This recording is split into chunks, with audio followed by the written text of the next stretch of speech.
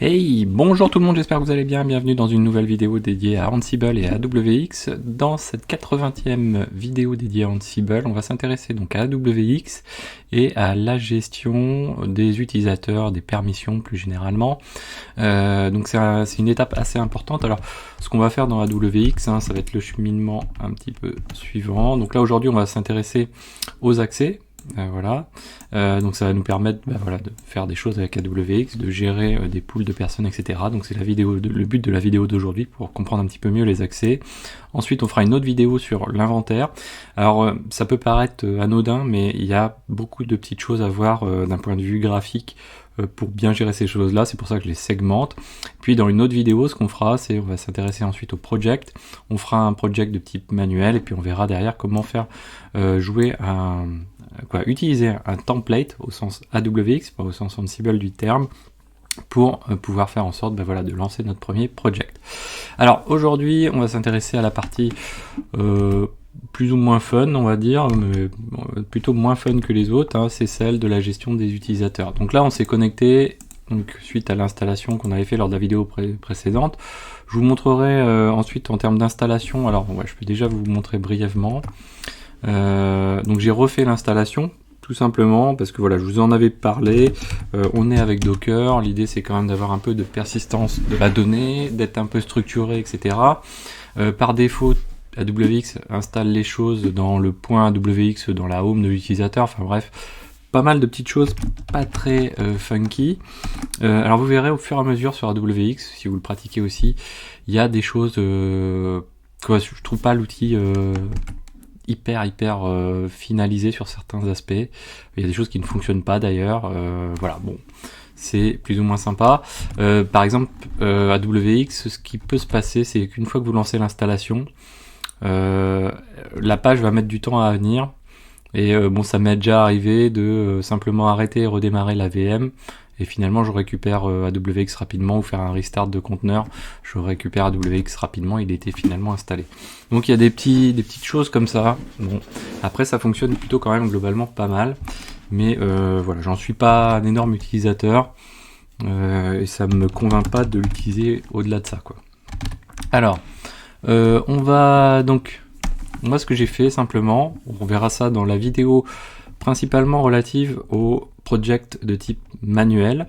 Donc là ce que j'ai fait, c'est que j'ai monté le Postgres datadir dans varlib AWX PG Docker. J'ai monté la partie Docker Compose que l'Ansible va générer dans varlib AWX et il va le mettre dans AWX Compose. Et très important, ça on le verra dans les projects manuels. Où est-ce qu'il est passé? Il est passé. Tac. Le project datadir, voilà, que j'ai également mis dans varlib AWX projects. Ok. Donc ça, j'ai juste décommenté, mais il faut le décommenter si vous voulez avoir de la persistance des projects de type manuel. Ça, c'est hyper important. On verra que là-dessus aussi, avec Docker, ça limite un petit peu le fonctionnement et ça incite à faire plutôt à utiliser la bonne pratique qui n'est pas de stocker en local, mais d'avoir tout sur des dépôts Git, ce qui est quand même assez logique. Alors, donc on va se connecter comme ceci. Donc, on avait déjà vu brièvement l'interface graphique lors de la vidéo précédente. Maintenant, on va s'intéresser aux accès. Donc, première chose sur les accès, le point d'entrée essentiel sur les accès, c'est quoi? C'est l'organisation. Donc ça, c'est nécessaire. Vous êtes dans l'obligation de créer une organisation. Donc, on va aller dessus ici. Donc, tout se gère ici. Organisation, add. Et là, on va créer une organisation. Vous l'appelez comme vous voulez. L'idée c'est d'avoir, si vous voulez vraiment faire de la grosse segmentation, l'organisation est le meilleur niveau. Ensuite, si vous voulez avoir une segmentation plutôt d'ordre de droit, vous allez pouvoir le faire avec les Teams également. Voilà. Donc, alors, là on va l'appeler xavki.org par exemple. Voilà. Alors on peut avoir des Galaxy Credentials, ça permet de relier tout ça à un compte Galaxy, quoi. Et puis on peut avoir des instances groupes. Donc les instances groupes, j'en ai brièvement parlé lors de la vidéo précédente, il me semble. Ça va permettre de gérer des clusters de Ansible, qu'on va dire. Nous, c'est pas notre cas. Donc on va sauvegarder. Donc déjà, on n'oublie pas qu'on a le système d'onglets, donc là on a les informations, donc si je retourne en back, je peux maintenant, quand je tombe sur organisation, cliquer sur mon organisation qui est là, ou aller directement dans l'édition ici. J'ai quelques éléments essentiels de mon organisation, si je clique dessus, je peux voir qui y a accès. À l'heure actuelle, j'ai qu'un utilisateur qui s'appelle admin qui peut y avoir accès, mais sinon je peux en ajouter. Là, je vais pas pouvoir en ajouter. Alors, on peut ajouter deux types d'utilisateurs dans la plupart des choses que l'on voit, soit des users, soit des teams. L'idée, c'est quoi? Un users, donc c'est une entité unique, et les teams, ça va être un ensemble d'utilisateurs. Ça va permettre d'affecter des droits à un groupe directement plutôt que de gérer à l'utilisateur lui-même.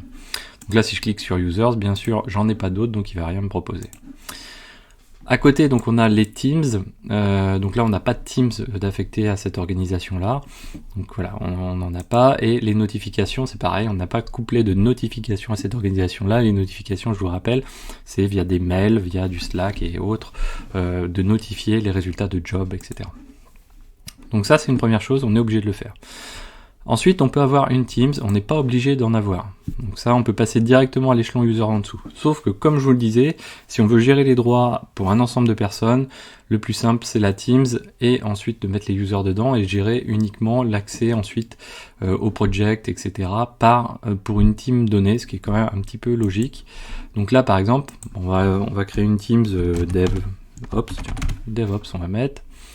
Ok, je vais sauvegarder. Dedans, je peux pas y mettre forcément grand chose, éventuellement des rôles, c'est-à-dire c'est qu'est-ce que va pouvoir faire ma team en termes de permission. Par exemple sur un project, ici je vais pouvoir dire sur ce project là, bon là j'ai pas de project pour l'instant, voilà la team peut y avoir accès ou pas. Ensuite le users, alors qui peut le plus peut le plus ou peut le moins. En gros, un user bien sûr individuellement pour avoir des droits supplémentaires par rapport aux droits de sa Teams également. Donc là on a créé notre Teams, si je reviens ici, DevOps. Dedans maintenant je peux y ajouter, donc si je veux modifier, toujours le petit crayon à droite, je peux aller modifier l'entité, et vous voyez que, hop, si je clique ici, on a bien notre organisation qu'on retrouve ici. Je vous le rappelle, quand il y a une loupe, c'est sur la loupe qu'il faut cliquer, c'est pas à côté qu'il faut rentrer des éléments, un petit peu trompeur. Alors, derrière ensuite, on a la création de user. Donc on a trois types d'utilisateurs. L'administrateur, celui qu'on est et qui a le droit de tout faire partout. On a l'auditeur. L'auditeur, lui, il a plutôt une vocation à voir tout ce qui se passe partout, mais pas forcément à agir dessus. C'est-à-dire qu'un auditeur va pas pouvoir créer, par exemple, de projets, d'inventaire, etc. L'utilisateur non plus ne pourra pas créer tout ce qu'il veut. Par exemple, les projets et les inventaires, il n'y a que les comptes de niveau administrateur qui vont pouvoir créer des inventaires et créer des projets, par exemple, et des crédentiels, il me semble. Donc voilà, très important d'avoir des comptes d'administrateur. Donc pour ça, nous, on va plus utiliser notre compte d'admin là, on va rajouter un compte d'admin. Donc on va créer un exafkey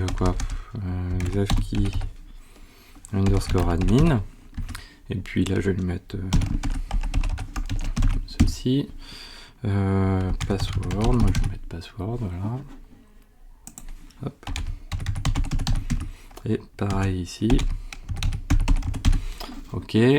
Ensuite, donc ici first name, last name, c'est pas indispensable. Par contre, il faut rattacher un utilisateur à une organisation. On peut pas avoir plusieurs organisations pour plusieurs utilisateurs. Donc vous voyez que la grosse segmentation, c'est l'organisation. Si vous voulez avoir un niveau extrême d'isolation, seul l'admin pourra faire quelque chose. Ici, donc on va créer un compte exafkey admin en tant que système administrateur. Voilà. Donc derrière, qu'est-ce que je retrouve ? Je retrouve donc mon user ici, et pour un user donné, je peux toujours aller le modifier. Si je rentre dedans ici, je vais pouvoir vérifier à quelle organisation il appartient, à quelle Teams il appartient. Donc là, par exemple, je vais pouvoir l'associer à la Teams DevOps, ici, par exemple, et les rôles éventuellement qu'il va avoir.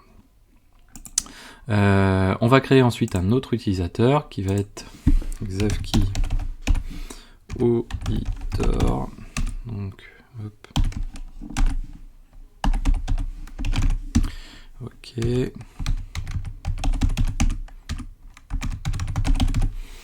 Et là, toujours pareil, sauf que là, je vais créer un auditeur et je vais sauvegarder. Même principe pour le reste. Je peux l'affecter, donc il est affecté à une organisation. Je peux l'affecter aussi à une Teams, qui va être la Teams DevOps également. Et puis je vais avoir l'utilisateur classique. Donc on va faire add. Donc là, on va l'appeler Xavkey.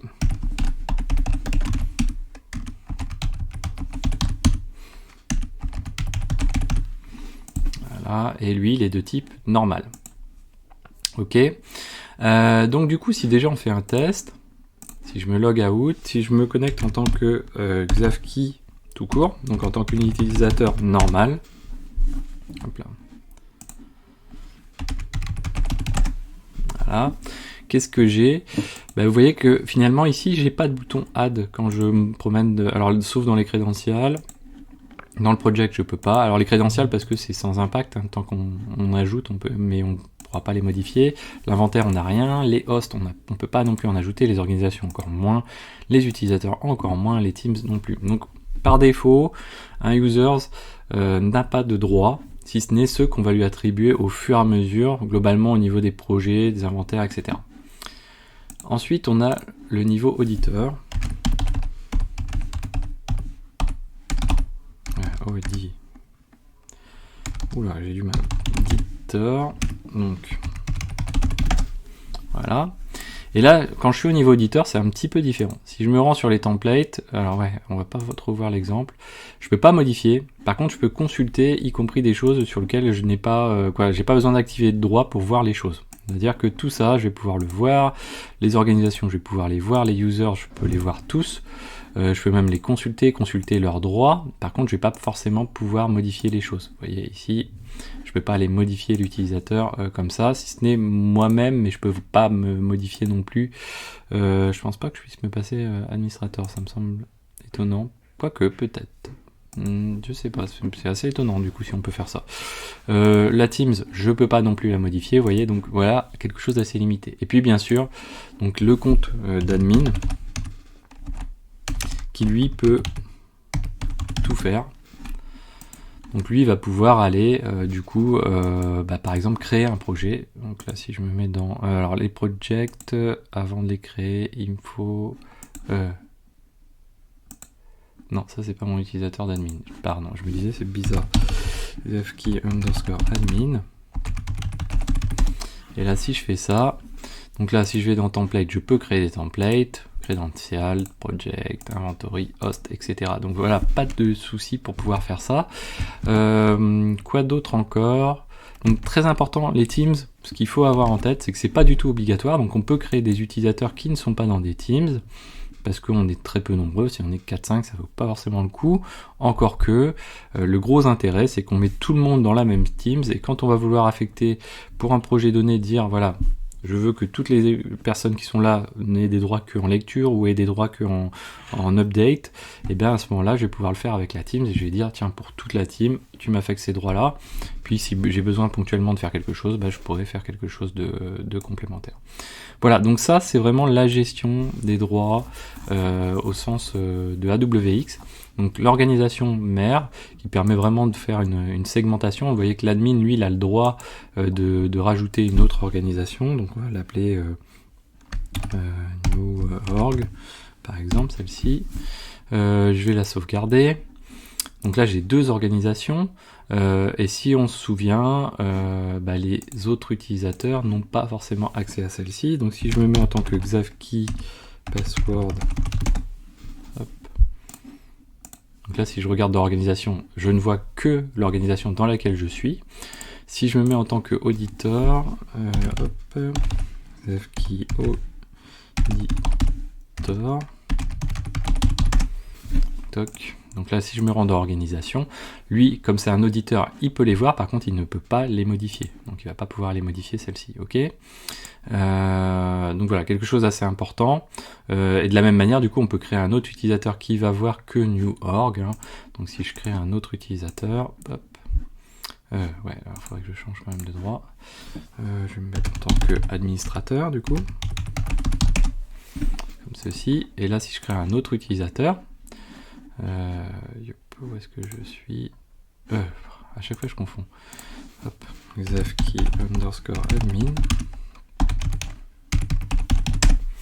Voilà, ici je vais dans user, je add, et ici je vais créer Xavki 2 ou new comme ceci, x, hop, voilà. Et donc si je fais ça, là je peux me mettre normal user par exemple, et que je lui affecte l'organisation new org, voilà, comme ceci, je crée mon utilisateur. Donc là si je ressors, mon utilisateur Xavki new, voilà, donc là si je me connecte, lui qu'est-ce qu'il va pouvoir voir? Il va voir que son organisation, il ne verra pas l'autre. Là pourtant j'ai deux organisations, seul l'administrateur pourra voir les deux. Et l'auditeur il me semble, si je regarde l'auditeur, parce que le principe de base, hop, voilà, il voit les deux. Le principe de base c'est que l'auditeur peut tout voir, mais pas forcément, quoi, et surtout, quoi, globalement pas modifier. Il y a quelques petites choses qu'il peut modifier, mais pas beaucoup de choses. Voilà, donc j'espère que cette vidéo vous a plu, n'hésitez pas à la partager, à mettre des pouces bleus, à commenter, à vous abonner. Je vous dis à très bientôt sur Xavki.